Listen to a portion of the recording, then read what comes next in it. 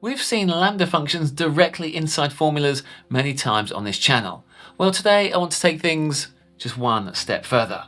We will see that functions, just like numbers or text, are values. And just like we can reuse numbers and text, we can also reuse functions.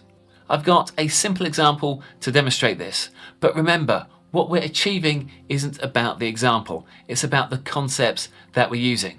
Because at the end, I'll also show you how to apply this concept inside Power Query. So if you're ready, let's get started. Here we are in Excel and we have a table of data. There are columns for name and then Q1 to Q4. And let's suggest that using each row of the table, we want to sum only the numbers. To achieve that, for an individual row, we might use equals drop. We will select our single row and we want to drop the first column. That will give us the numbers, and then we want to use the sum function to sum those numbers. When we calculate, that returns 305, which is the correct result. Now some people might think, fantastic, I can now drag down this formula so that it calculates for each row. However, this isn't dynamic.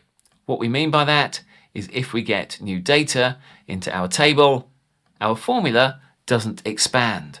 So we've just given ourselves a manual task to check every time we get new data into our table.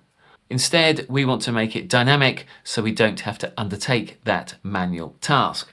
I'll press Ctrl Z to undo those changes. Let's now edit our formula and change it into a function. We want to apply this function on each row.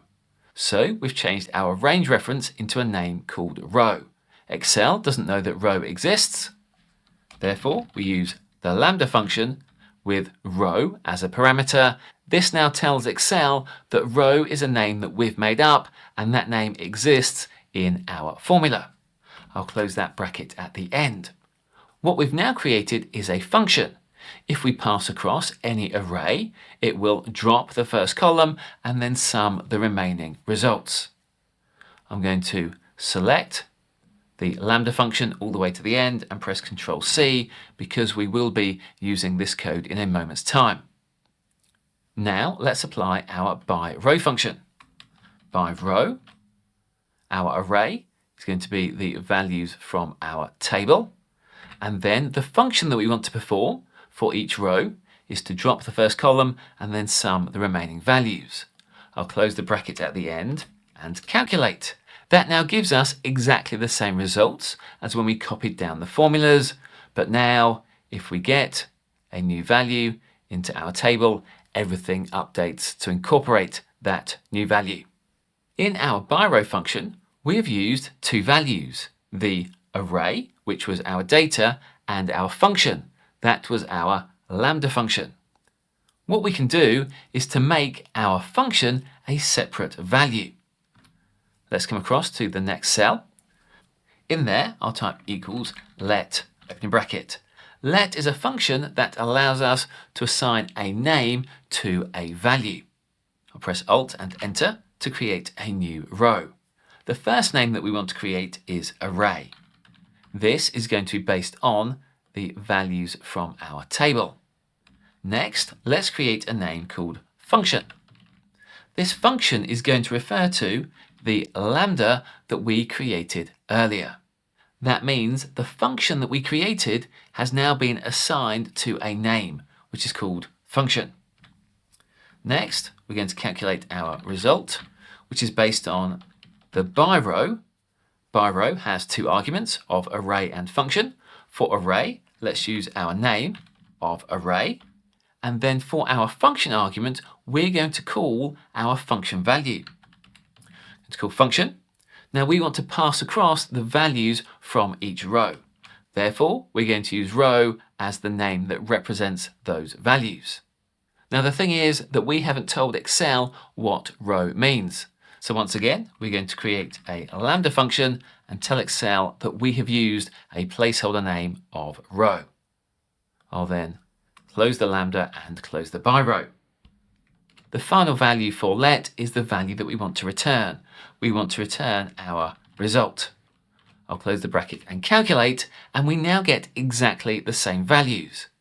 Originally, in our first example, for our function argument, we had our lambda as that value. In our second example, we assigned our lambda as a function to a name, and that name was function. We were then able to call that function in our result name. I'm just going to copy this formula, and we'll use this again in a few moments' time. Now, because by row passes across each row from the array into the function, and all we have in our function is a single argument called row, that means we can use eta reduction. I'm going to paste our formula, and rather than calling our lambda using our row, we can simply refer to our function. That means that for each row in our array, it will call our lambda function and it will pass the row into the first argument. Therefore, when that calculates, we still get exactly the same result. Once again, we have assigned our function to a name, and that name is called function. We were then able to use that name inside our by row function. According to my YouTube analytics, the majority of you are not subscribers yet. That means you might be missing out on lots of awesome videos. So if you haven't done it already, click subscribe and make sure you get notifications so you don't miss any of our future videos. We've seen that by row is a function which applies another function for each row. And we've seen that this function can be assigned to a name, and therefore we can call this name over and over again in our calculation. So now let's take this same concept and apply it to adding columns in Power Query. Here we are in Power Query and we have the same data. We have a column called name and then columns for Q1 to Q4. And let's suggest that our goal is to add a total column that only includes Q1 to Q4. We're going to follow the same process by working out the formula that we need to apply to a single row. I'll click on the FX icon to create a new step. And to get to the first row, I'll enter 0 in curly brackets. When that calculates, we now have a record. That record starts with the name and then the values for Q1 to Q4. Let's convert that record to a list. To do that, we use the record.toList function. When that calculates, we now have a list. Let's now drop the first item from that list. To do that, we use list.remove first n. Opening bracket. The first argument is the list. The second argument is how many items we want to remove. We want to remove 1. I'll close that bracket and calculate. That now gives us a list of just the numbers. So we can then use list.sum. And when we close that at the end and calculate, we get 305, which we know is the result from our first row. Let's now convert this calculation into a function. To do that, at the start, I'll enter an opening bracket, and we want a single parameter called row. Enter a closing bracket, and then use equals and greater than. That now creates a function. Our reference to the first row of our table should now reference each row that we pass across. When we commit that, you'll notice we now have a function which accepts a row as an argument. Currently, this function is called custom1. We can see that in our applied steps. So we're going to rename this to function. And we can now use this function. I'll click on the FX icon to create a new step, and we want to use table.addColumn. Opening bracket. Our table is going to be our source table. Our new column name is going to be total. We then have the column generator, which is a function. Just as we did with our by row, we're going to create another function that has row as a variable. And for that, we want to call our function name, and we want to pass across the row into that name. Then for the last argument of table.addColumn, we have our column type, and this will be type number. When we commit that, we now have a total column from our values. In our M code, we've used the full function syntax. We can simplify this using the each and underscore. Let's edit our function syntax to be each, and then for each row, we want to reference underscore. When we commit that, we still get exactly the same result. We've now applied the syntax sugar of using each and underscore.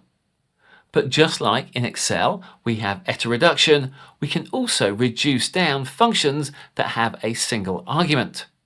So instead of using each and underscore, we can remove that and also remove the brackets with the underscore, and when that calculates, we still get exactly the same result. In this scenario, for each row of our table, it's calling our function. Our function converts each row of the table into a list. It then removes the first item from that list and then sums the remaining values. So we have applied this same concept of applying a function to a name, and we've now applied it inside Power Query as well. So what's the point here? Well, we've seen that Excel and Power Query don't just treat numbers or text as values, but functions themselves are values.